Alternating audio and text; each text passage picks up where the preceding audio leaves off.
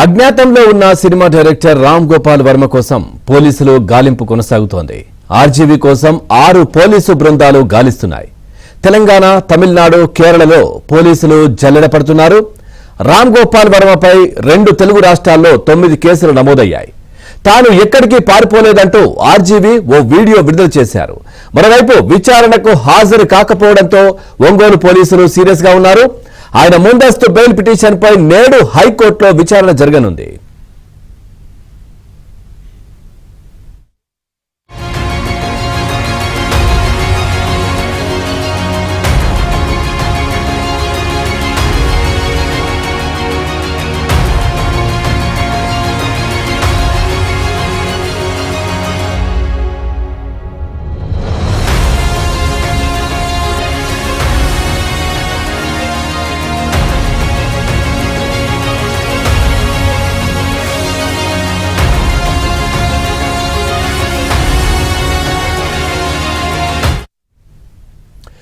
చూస్తున్నాం, అజ్ఞాతంలో ఉన్న cinema director Ram Gopal Varma కోసం పోలీసుల గాలింపు కొనసాగుతోంది. ఆర్జీవీ కోసం 6 పోలీసు బృందాలు గాలిస్తున్నాయి.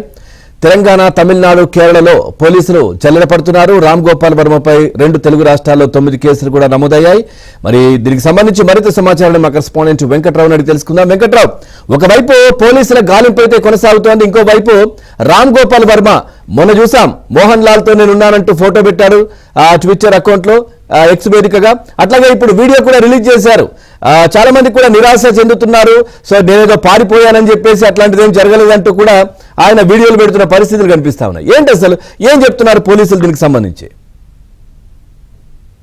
ప్రకాశం జిల్లా మద్దిపాడులో రామ్ గోపాల్ వర్మ మీద నమోదైన కేసు విషయంలో పోలీసులు అయితే చాలా సీరియస్ గా పరిగణలోకి తీసుకున్నారని చెప్పవచ్చు. రామ్ గోపాల్ వర్మ గత 2 రోజులుగా అజ్ఞాతంలోకి వెళ్లిపోయారు. ఈ నెల 25వ తేదీన ఒంగోలు రూరల్ పోలీస్ స్టేషన్ లో రామ్ గోపాల్ వర్మ విచారణకి హాజరు కావాల్సి ఉంది. కానీ ఆయన విచారణకి హాజరు కాకపోవడమే కాకుండా ఆయన 25వ తేదీ ఉదయం నుంచి ఆయన అజ్ఞాతంలోకి వెళ్లిపోయారు. దీంతో గత 2 రోజులుగా ప్రకాశం జిల్లాకు చెందిన 6 పోలీసు బృందాలు రామ్ గోపాల్ వర్మ కోసం గాలింపు చర్యలు చేపట్టారు. తెలంగాణ, తమిళనాడు, కేరళ 3 రాష్ట్రాల్లో కూడా రామ్ గోపాల్ వర్మ ఆచూకీ కోసం అయితే పోలీసుల గాలింపు అయితే కొనసాగుతుంది. ప్రధానంగా చూస్తే నిన్న సాయంత్రం రామ్ గోపాల్ వర్మ ఒక వీడియో రిలీజ్ చేశారు. తను ఏదైతే స్టేషన్ కి నన్ను తీసుకెళ్ళలేకపోయారని చాలా మంది ఏదైతే వాళ్ళ సంతోషాన్ని పొందలేకపోతున్నారు అన్నట్టుగా ఆయన వ్యాఖ్యలు చేస్తూ ఒక వీడియోని రిలీజ్ చేశారు. తాను అజ్ఞాతంలోకి వెళ్ళలేదు, న్యాయపరంగా ఎదుర్కొంటానని చెప్తున్నారు.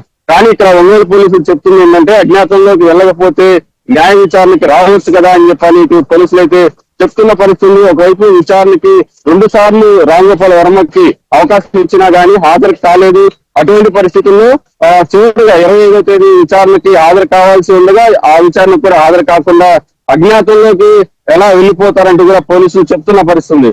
ఏదైతే న్యాయపరమైన కేసు న్యాయపరంగా ఏదైనా రామ్ గోపాల్ వర్మ కోర్టుల్లో ఊరట పొందేందుకు కూడా ఇప్పటికే మద్దిపాడులో నమోదైన కేసును కొట్టేయాలంటూ కూడా హైకోర్టును ఆశ్రయించినా గానీ హైకోర్టు ఆయన పిటిషన్ తిరస్కరించింది. కానీ ముందస్తు బెయిల్ ఇవ్వాలని చెప్పని రామ్ గోపాల్ వర్మ మరో పిటిషన్ దాఖలు చేశారు.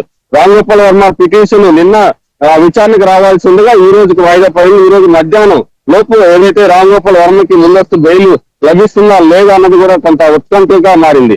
అయితే రామ్ గోపాల్ వర్మకి ముందస్తు బెయిల్ గానీ రాకపోతే ఆయన అదేవిధంగా అజ్ఞాతంలో కొనసాగుతారన్న ఊహాగానాలు అయితే కొనసాగుతున్నాయి. Pawan, right, thank you.